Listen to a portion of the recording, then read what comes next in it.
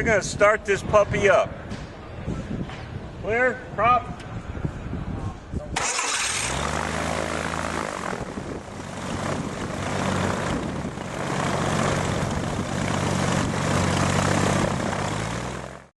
And welcome back to Tip of the Week, and the first in our series, What's Inside Those Hangars?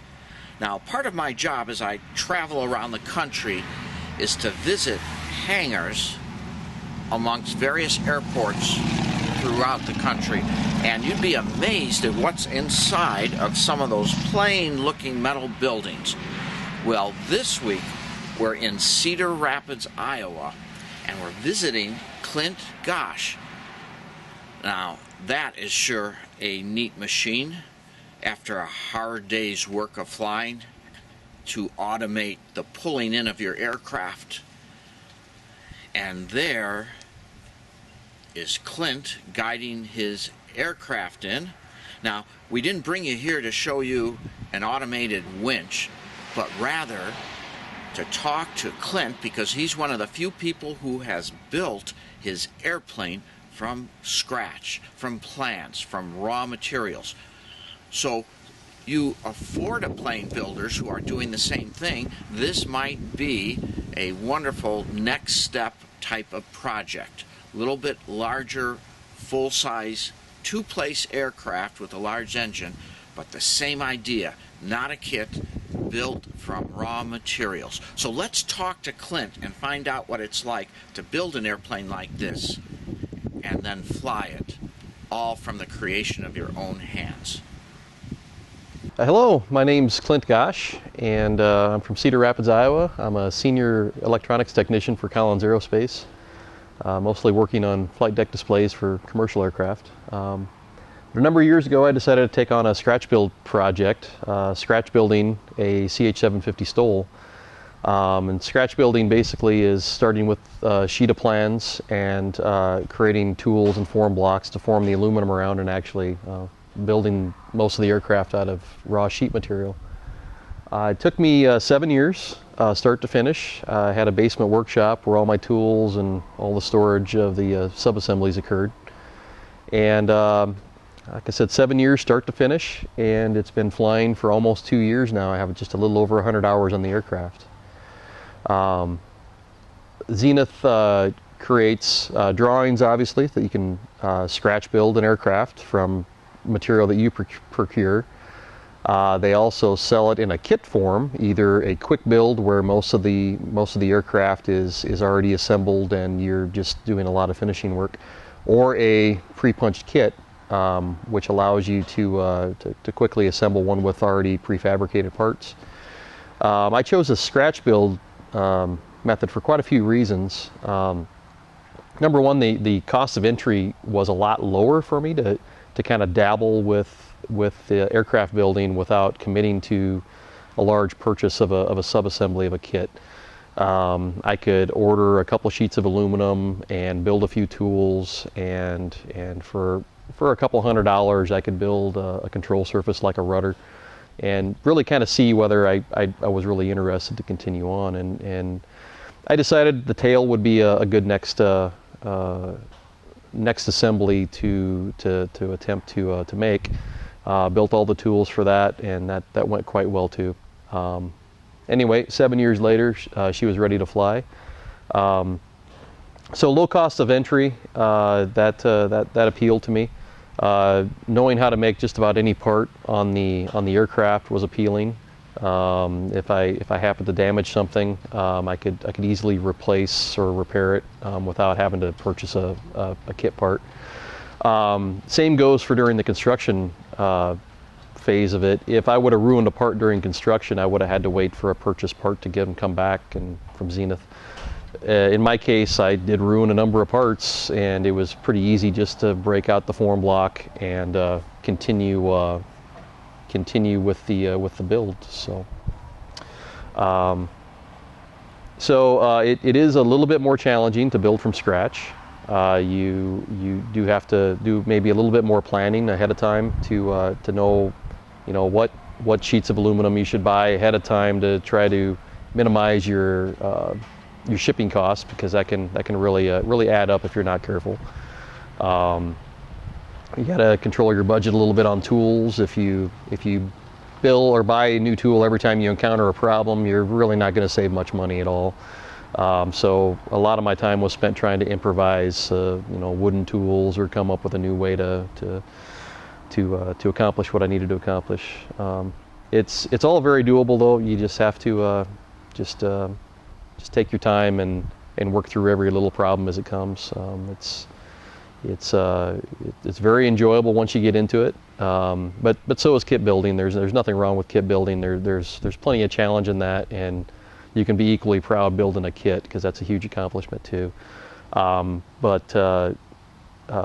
Just the ability to stretch the material purchases out over a number of years really allowed me to owe no money on the aircraft, not spend a whole lot of money at any given time. It just made more sense to me financially.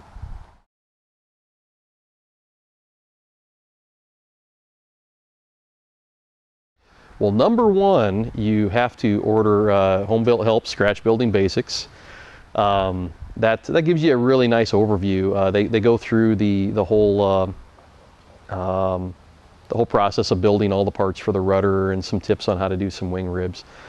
Great video, doesn't cost a whole lot, and shameless plug, sorry, but it really gives you an idea that, hey, I can actually pull this off and create a scratch built aircraft.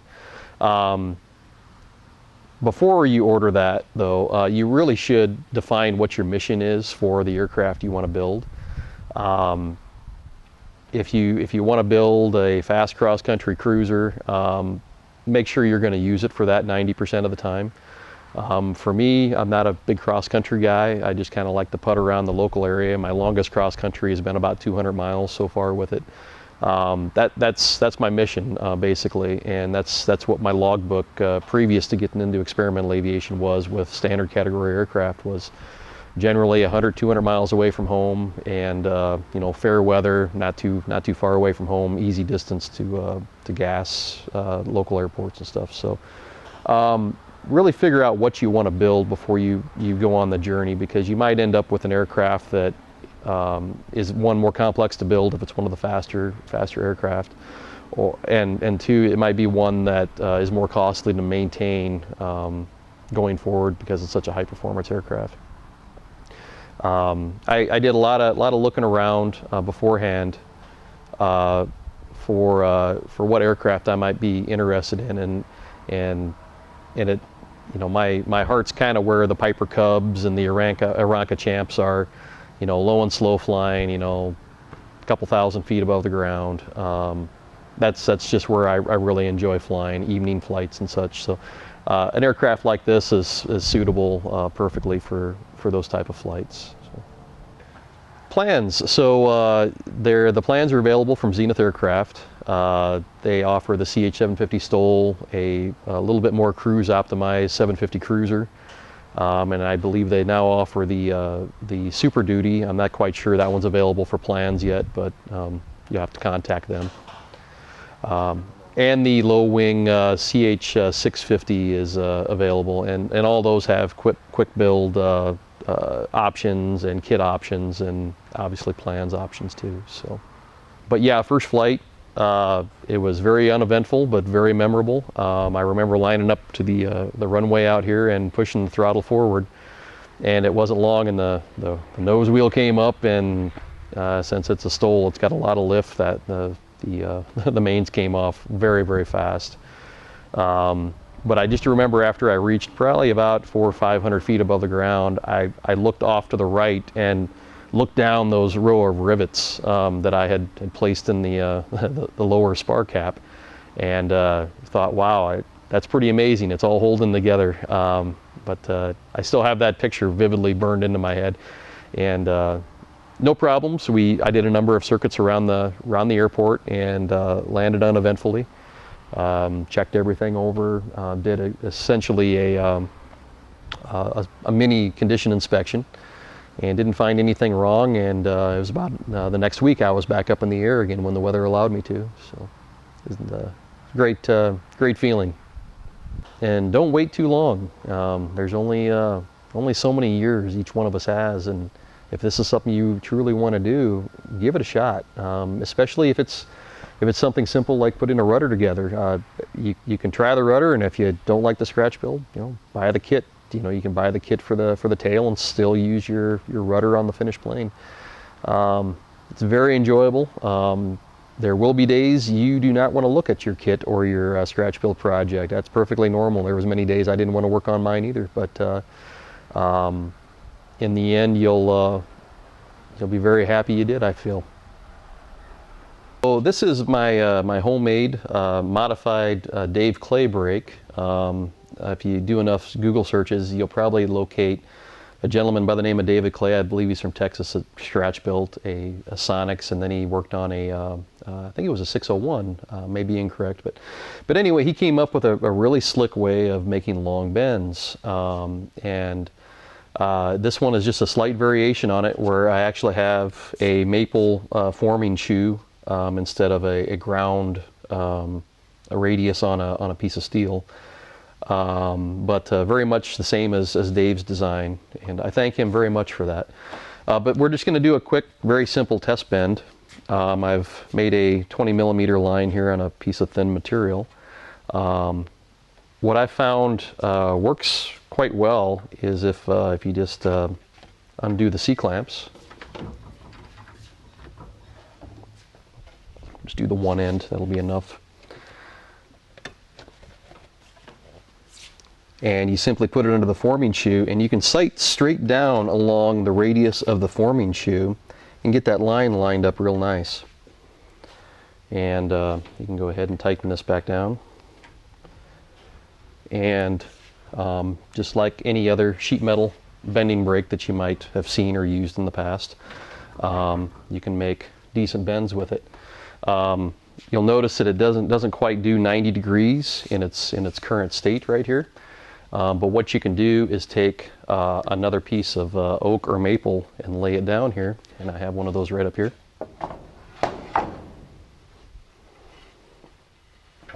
And you can kind of lever it over just a little bit better, so you can just hold the wood here and bend, and you can see how you can form the rest of the 90 degree pretty easy there. So this is one case where a production tool such as a Tennis Smith brake would be very, very nice, but they're also very heavy and very expensive. This is a case where an improvised tool can get you by and get pretty good results as long as you're patient. Longer bends, I did form my horizontal stabilizer spar, which is right around 8.5 feet, and it's 40 thousandths thick. There are some issues with that you have to take into account. Number one, you really have to provide a lot of clamping force on the flanges. Otherwise, you risk the center of the form part trying to pull out as you're rotating, which will result in a very bowed part that won't be usable. So you really have to provide a lot of clamping force, up to maybe even putting a C-clamp every 6 inches along the form part length to make sure you get sufficient clamping force to prevent that pull out. And if you do that, and you're consistent with your lineup of where you want the bend to actually occur, you end up with very good results that are within tolerance of the Zenith construction standards. So, how do we make this, which is a rib inside of your wing, out of this flat piece of aluminum, and take us through that? Sure. So you first start with actually fabricating a form block, which all these dimensions are called out very clearly in the plans. You lay everything out, cut it out, sand it down to the proper dimensions. You use a router bit, round over router bit, to give you a nice 1/8 inch radius, so the material forms nicely over the edge of the form block, and provides a nice low stress bend for the metal. Any real hard kinks in the metal tend to cause stress risers and the parts can crack later on. So you want to prevent that. When you have the form block built, you can see here it's built in 2 halves. Take the halves apart, clamp a piece of properly trimmed aluminum into it, and clamp it together with bolts and C-clamps, and then you simply hammer the flanges over these edges. And as you're forming the metal around, you'll find you'll have excess metal that wants to kind of pucker and deform the metal and make it real wavy. So you end up trying to drive the material down into these flutes, which then take up the additional metal and allow you to create a nice airfoil shape. And then you got some holes you need there.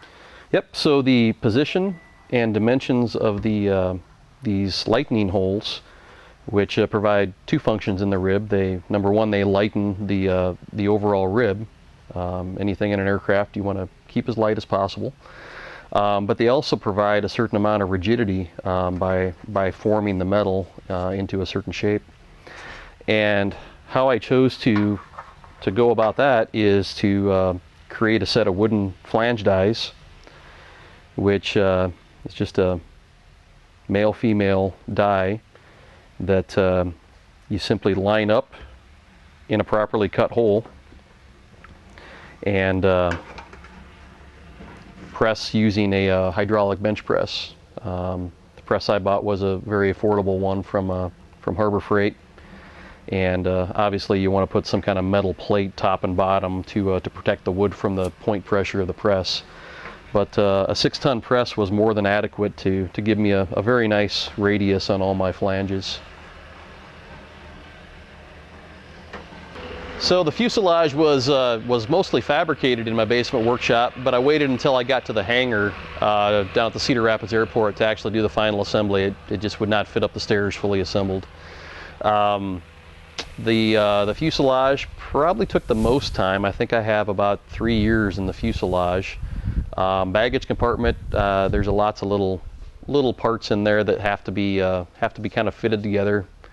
Took me a while to try to imagine how it all went together and remake a few parts for a better fit.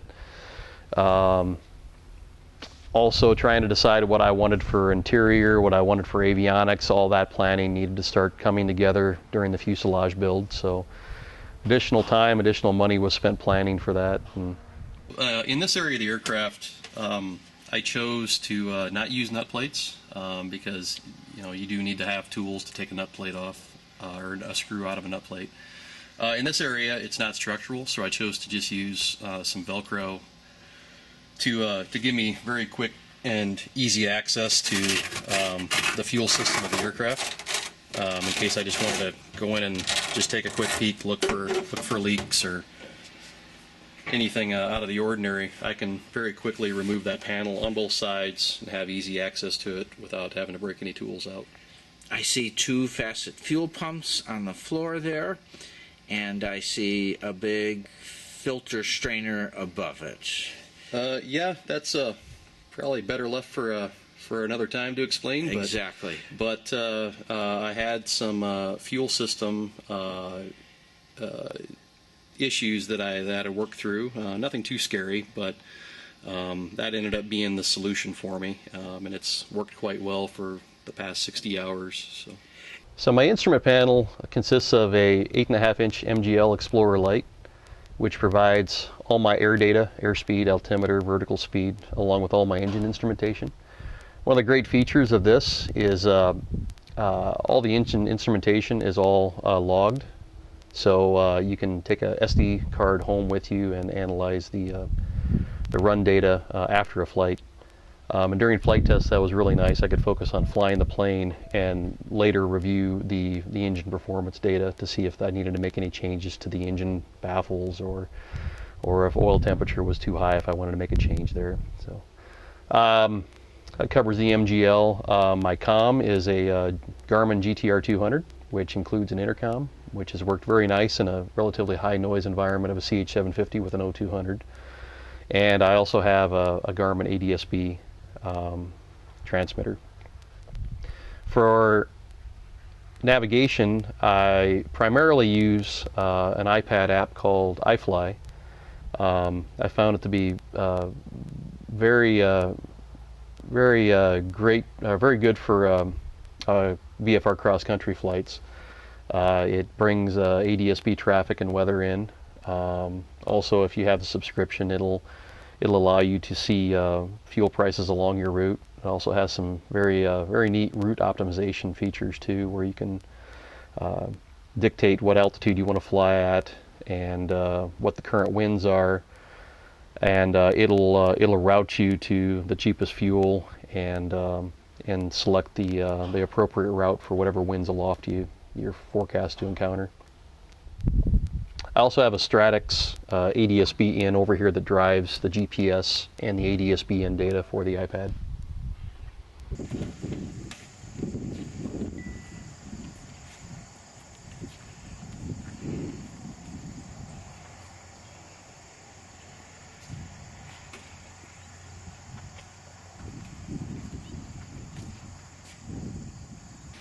And there you have it for this week. Now, staying in Cedar Rapids, there's more neat stuff in the hangars here in Cedar Rapids, and we'll show you that next week. And yeah, this may not look like Cedar Rapids, but I was there at one time. A lot of traveling. It gets mixed around a little bit, but you get the idea.